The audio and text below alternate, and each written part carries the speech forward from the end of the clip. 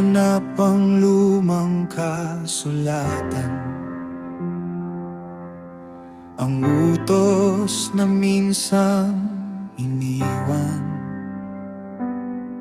at nakita sa mga tala ang pahintulot ng hari noon. Muling narinig ang utos na huwag hadlangan ang gawain. Ituloy ang pagdatayo at ibalik ang dapat ibalik. Kapag ang Diyos ang kumilos, walang makapipigil.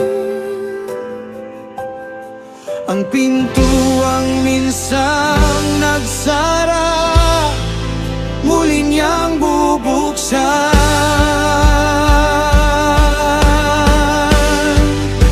Natapos din ang gawa na matagal naming pinangarap. Mula sa luha at paghihintay, dinala mo kami sa tagumpay. Natapos din ang gawa dahil ikaw ang aming kasama. Ang sinimulan mo sa aming kamay, iyong tinulungan hanggang wakas. You made a way, you kept your word. What you begun, you brought to completion. Itinayo nila ang templo ayon sa utos ng Diyos.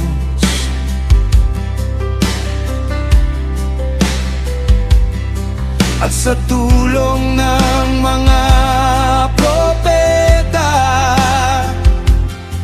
nagpatuloy ang kanilang gawain hanggang sa araw na dumating, na natapos ang bahay ng Diyos. At buong puso silang nagdiwang dahil nakita nilang iyong katapatan. Hindi lakas ng tao ang nagdala sa kanila, kundi ang kamay mong makapangyarihan na hindi sila iniwan. Mula sa pundasyong maliit hanggang sa araw ng tagumpay, ang bawat hakbang ng pagsunod, iyong pinag-ingatan. Natapos din ang gawa na matagal naming pinangarap. Mula sa luha at paghihintay, dinala mo kami sa tagumpay. Natapos din ang gawa dahil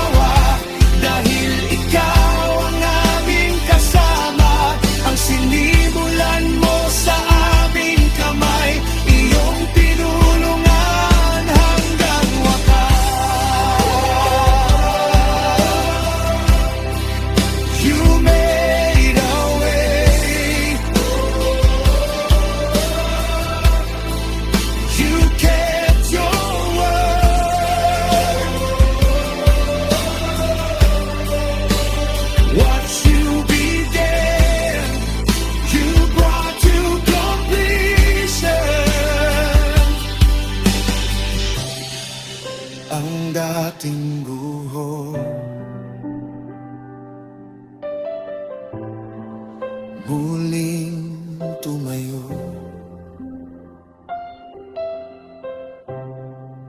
ang dating luha na bahi sa saya. Tapat ka hanggang wakas, tapat ka magpakailanman.